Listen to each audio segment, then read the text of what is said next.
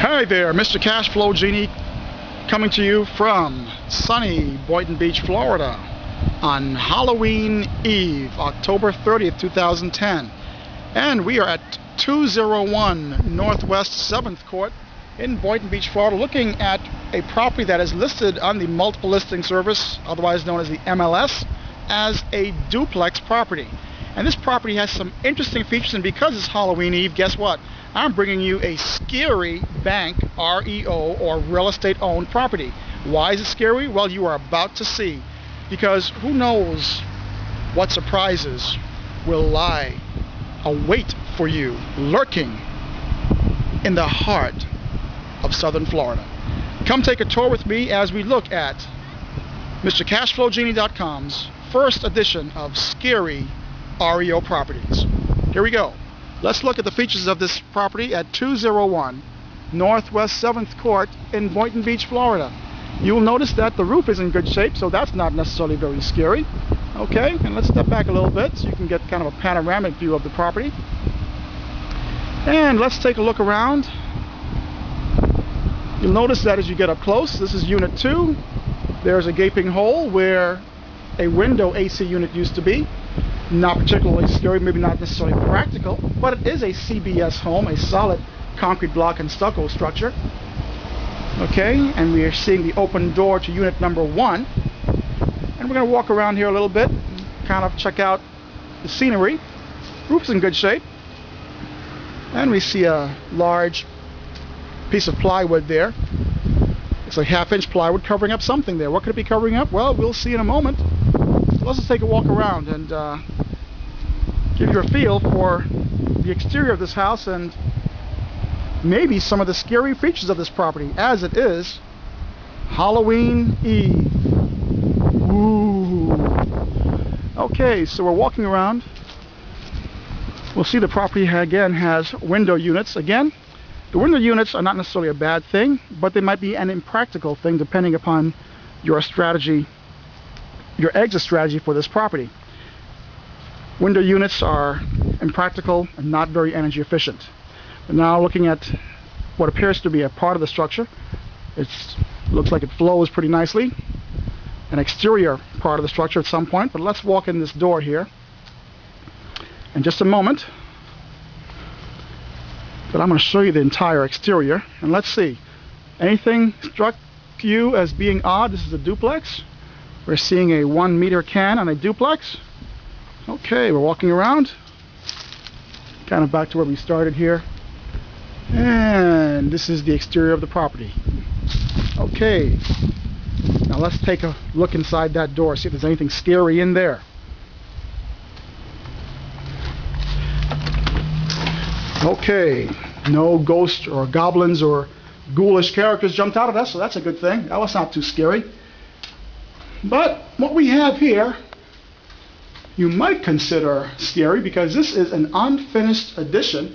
You can clearly see that the exterior of the house is right here.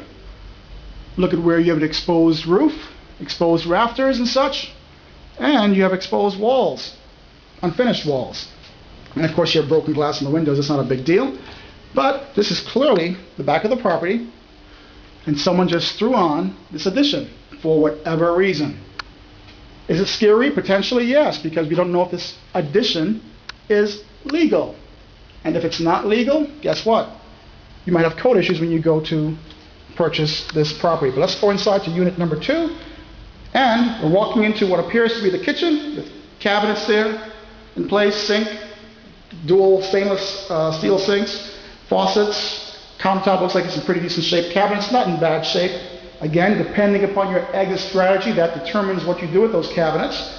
And then we have electrical outlet for the stove, but look very carefully. We see an area for the stove. Now, typically in most kitchens, they have something called refrigerators. Where is the outlet for the refrigerator? We're panning across to the wall here. No such outlet. Ooh, maybe very scary if you intend on using a refrigerator.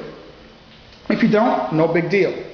But I don't know too many people that don't like using refrigerators in their homes. Anyway, we have the ceramic tile floor, And the floor is in pretty decent shape. Nothing really wrong with the floor. And let's take a look in here and see what we've got in this closet. What we have here is a pretty decent water heater. Nothing really scary about that. That looks like it's a pretty decent shape. We have the gaping hole where the window AC unit was. Got some blinds here. Look above the ceiling, looks like it's in pretty decent shape. The paint is adhering pretty well. No signs of any water damage per se, maybe a bad paint job here and there, but nothing to really trouble you. Got a smoke detector there on the wall. Let's take a look here, and this is a linen closet. And this linen closet, well, guess what, guys? This linen closet may have to be converted to the air handler or AC closet, because that would be a much better use of that space. Even though we all need a place for our linens, especially the ladies, you'll agree with me, you need a place for your linens. The bathroom is in pretty decent shape. We have that black trim on greenish or aqua tile. And yeah, that was prevalent back in the day.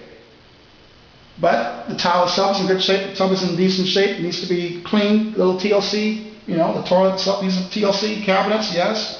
TLC, but nothing significant structurally going on here that would cause you any real concern. And as we go into the bedrooms, tiles look good. Continuous tiles. Just need to be cleaned up a little bit. Got the closets. No closet doors, but that's all right. You can take care of that pretty easily. And again, another window AC unit, again, very inefficient, depending upon your exit strategy. But even if you are a landlord looking to rent this property out, it would be much better to put in wall units and put in, a central AC system and get rid of the wall units. Looking around, this is bedroom number 2. And we see here that we got another closet here, same ceramic tile floor throughout, in good shape as far as the flooring and the big structural items are concerned, not a problem. Okay. Not to say there aren't some scary things there which we talked about already. But let's now go into the unit next door. And let's see if we can't show you some interesting things about unit number 1. We're going to walk around to the front of the building and show you unit number 1.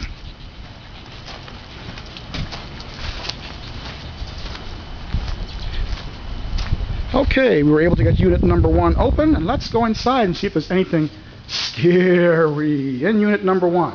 Okay, so we're here in the kitchen area, and we see there is an area for the stove.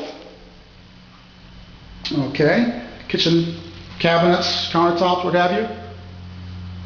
Refrigerator, okay, well, we have an enclosure here for the refrigerator, but do we have what's needed for the refrigerator? Okay, we have an outlet there. Maybe that'll work. In this case, well, let's look at this wonderful paint job on the ceiling. Is that necessarily scary? Well, it's scary to look at, but structurally speaking, it really is not a big deal, because that's just a sign that someone didn't do a good paint job when they repainted the ceiling and the paint is flaking off. But the kitchen needs some minor TLC, maybe replace these cabinets once and for all, get them all out of the way, and they're good to go. But look at this. This is a solid CBS home. You can clearly see evidence of that. And look what someone did to the wall to put in a wall AC unit. That is scary. Wow. Okay. Let's go to the property. And I want to show you something else. This is a big clue right here. Big clue. This is a duplex, right? Now, look at this meter box right here.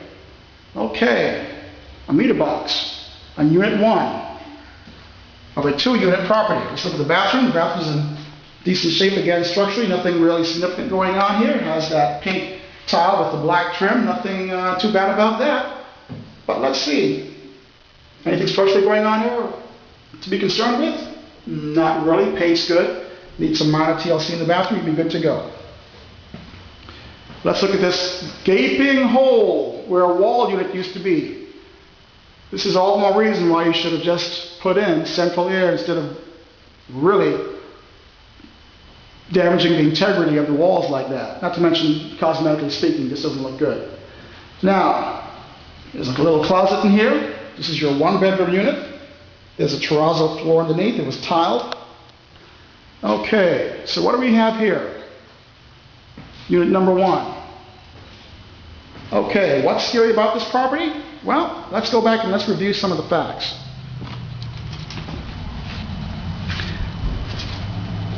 This is supposed to be a duplex property. Now we have 2 bedrooms, 1 bath on one side, and we have 1 bedroom, 1 bath on the other side. But these are the scary items that you really want to pay attention to if you are looking at acquiring a Bank REO property for your inventory. This is probably the scariest thing of all. Let's see if we can follow it here. Look very closely. This is a duplex property, but it only has electrical service for one unit. 1 unit. There is no meter box for the unit that is the 2-bedroom, 1 bath. And that was also evidenced by the meter box, the breaker box that is only in unit 1. If this were a legal duplex, then you should have 2 meters and 2 breaker boxes, 1 in each unit.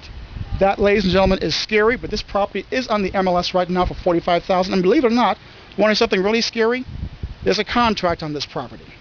Someone is willing to buy this property, huge warts and all, for $45,000, even though we just showed you not too long ago a property that was on the market for $20,000 in Lake Worth, that was snapped up, by the way, very, very quickly, that has far and above more amenities, more features, more pluses than this $45,000 property has here in Boynton Beach, Florida. So what's also scary?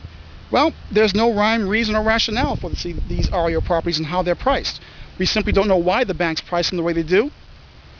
But if there's someone willing to buy a property like this, warts and all, for $45,000, when they could have bought one for maybe $20 or $30 that has more features and pluses to it, that's just the name of the game. That's just the type of industry that we're in right now. But we want you to be mindful of that there are so many properties in the market, there's no reason to get hung up on just one property. If one property has some issues going on with it that really cause you some concern, then by all means, don't buy that property. Because this property really wouldn't be a good investment for a beginner investor unless it was priced aggressively right. It has too many issues, too many questions, not enough answers that would justify paying $45,000 for this property in this part of South Florida in this market. So we hope you've learned something about purchasing REO properties from MrCashFlowGenie.com. We look forward to giving you more tips, tools, and techniques on how to look for REO properties, how to evaluate them, how to inspect them, and hopefully how to get them under contract. Have a great weekend.